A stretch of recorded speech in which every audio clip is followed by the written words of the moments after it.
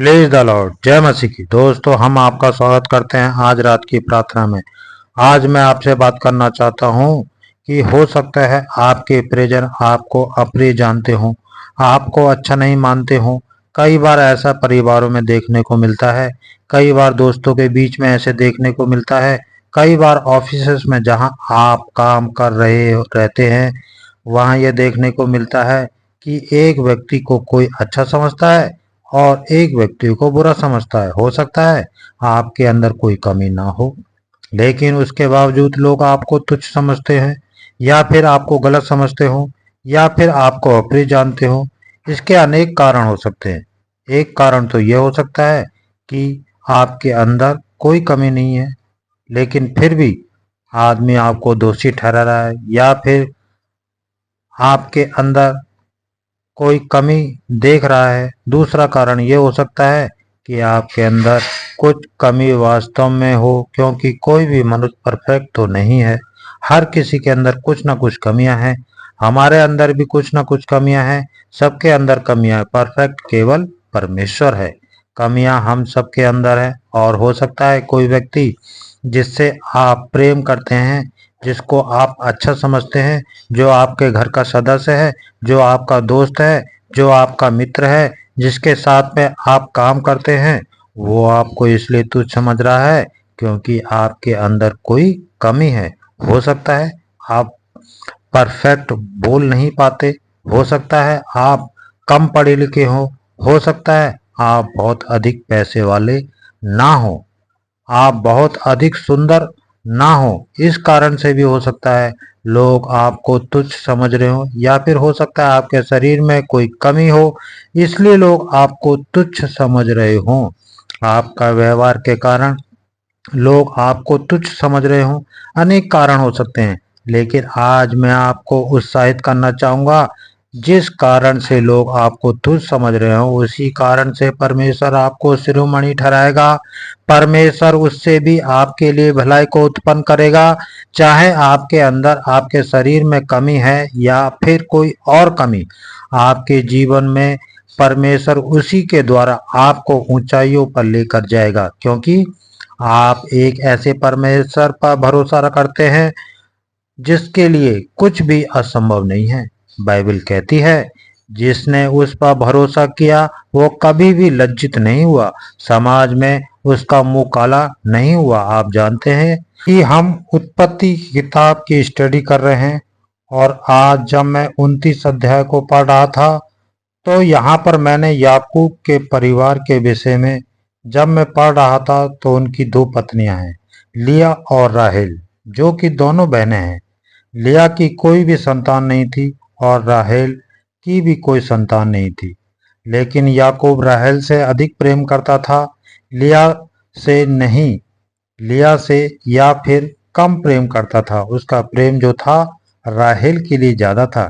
इस कारण से राहेल हो या फिर याकूब, हो सकता है लिया को कुछ तुच्छ समझते थे, क्योंकि वो स्वयं इस बात को कहती है। 31 पद में लिखा है, 29 अध्याय 31 पद में, जब यहोवा ने देखा कि लिया अप्रिय हुई, परमेश्वर ने भी इस बात को देखा कि जो लिया है वो अप्रिय हो गई है, जिसके लिए याकूब के लिए, राहेल के लिए, अन्य लोगों के लिए उससे ये लोग प्रीति नहीं रखते, उससे ये लोग प्रेम नहीं रखते। तब परमेश्वर ने कुछ बड़ा काम किया। क्या किया? तब उसने उसकी कोख खोली। राहेल बांझ रही थी। परमेश्वर ने लिया की कोख को खोल दिया। उसकी कोई संतान नहीं थी। लोग लिया को तुच्छ समझते थे। याकूब लिया को तुच्छ समझने लग गए। राहेल लिया को तुच्छ समझने लग गई और याकूब राहेल से प्यार करने लग गया। इस बात को किसने देखा? परमेश्वर ने देखा। यदि आज लोग आपको तुच्छ समझते हैं किसी भी कारण को लेकर, परमेश्वर का वचन कहता है कि परमेश्वर ने देखा है कि लोग आपको तुच्छ समझते हैं, और जब परमेश्वर देखते हैं वो केवल देखते ही नहीं, वो उस प्रॉब्लम को सॉल्व भी कर देते हैं। यहाँ पर परमेश्वर ऐसा ही किया, लिया की कोख को खोल दिया। अतः लिया गर्भवती हुई और उसका एक पुत्र उत्पन्न हुआ। उसने ये कहकर उसका नाम रूबेन रखा कि यहोवा ने मेरे दुख पर दृष्टि की है, इसलिए अब मेरा पति मुझसे प्रीति रखेगा। उसका पति याकूब के विषय में उससे प्रेम नहीं रखता था। हो सकता है आज आपके जीवन में कुछ ऐसा ही हो रहा हो। आपका पति आपसे प्रेम नहीं रखता है, जब आपकी पत्नी आपसे प्रेम नहीं रखती, जब आपके बच्चे आपसे प्रेम नहीं रखते, या फिर आपके माता पिता आपसे प्रेम नहीं रखते, आपके मित्र आपसे प्रेम नहीं रखते, आपके काम करने वाले स्थान में कोई आपसे प्रेम नहीं रखता। हो सकता है, लेकिन आज मैं आपको उत्साहित करना चाहूंगा कि परमेश्वर ने जिस प्रकार लिया की ओर दृष्टि की, लिया ने दुख पर दृष्टि की, उसी प्रकार परमेश्वर आप पर भी दृष्टि करेगा। और उन्हीं लोगों के सम्मुख जिन लोगों ने आपको अप्रिय जान लिया, जिन लोगों ने आपको तुच्छ समझ लिया, जिन लोगों ने आपको नीचा दिखा, उन्हीं के सम्मुख परमेश्वर आपको शिरोमणि ठहराएगा। और याकूब ने राहेल से अन्य लोगों से देखा होगा कि परमेश्वर ने लिया की आशीष दी है। याकूब को लिया से पहली संतान मिली। वह सोच भी यही रही होगी कि अब मेरा पति मुझसे प्रेम रखेगा, क्योंकि मेरी संतान कोई नहीं है। इस प्रकार से परमेश्वर ने लिया को और भी संतानें दी। हम राहेल के विषय में भी यही समझते हैं। 30 अध्याय यदि आप पढ़ेंगे और उसका 22 और 23 पद में लिखा है, और परमेश्वर ने राहेल की भी सुधि ली, क्योंकि राहेल की कोई संतान नहीं थी। उसकी भी सुधि ली और उसकी सुनकर उसकी कोख खोली। जब उसने प्रार्थना की तो उसकी कोख खोली और वह गर्भवती हुई और उसका एक पुत्र उत्पन्न हुआ। सो उसने कहा, परमेश्वर ने मेरी नाम धराई को दूर कर दिया। मेरे नाम धराई जिसकी भी हो रही थी। जब लिया की संतान हो गई तो लिया ने फिर राहेल को तो समझा होगा।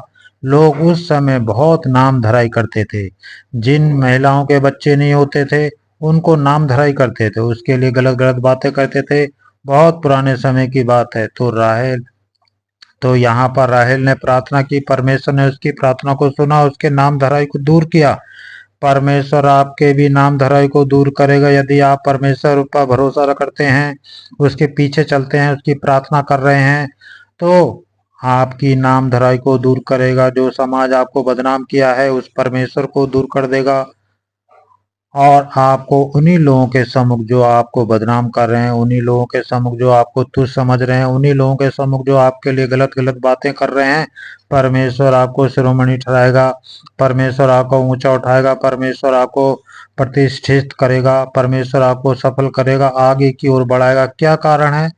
क्या है? क्योंकि आप प्रभु पर विश्वास करते हैं, बस इसलिए परमेश्वर लिया की तरह, राहेल की तरह आपको शिरोमणि ठहराएगा, आपका नाम धराई को दूर करेगा। जो लोग आपको तुच्छ समझते हैं, जो लोग आपको गलत समझते हैं, उन्हीं के सम्मुख परमेश्वर आपको शिरोमणि ठहराएगा।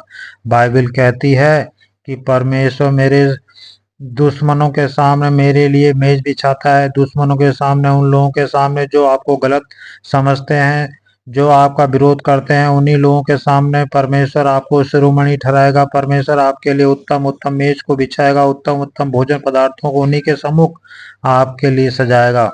तो मैं आशा करता हूँ आप समझ गए होंगे। सो यदि आपके परिवार में लड़ाई झगड़े हैं, रिश्तों में दूरियां हैं, आपको लोग तुच्छ समझते हैं, आपका पति आपकी पत्नी आपको तुच्छ समझती है, आपके काम करने वाले स्थान पर लोग आपको तुच्छ समझते हैं, तो आपको डरने घबराने की जरूरत नहीं है।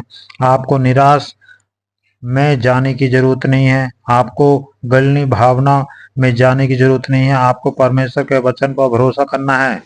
और उन कहानियों पर इन स्टोरियों को जो मैं आपको बताता हूँ, इन पर आपको भरोसा करना है कि जैसे परमेश्वर ने लिया की सुधि ली, उसके दुख को परमेश्वर ने दूर किया, उसे शिरोमणि ठहराया। जैसे परमेश्वर ने राहेल के नाम धराई को दूर किया, वैसा ही परमेश्वर मेरे साथ भी करेगा। इस विश्वास के साथ, इस घोषणा के साथ आप आगे बढ़ें।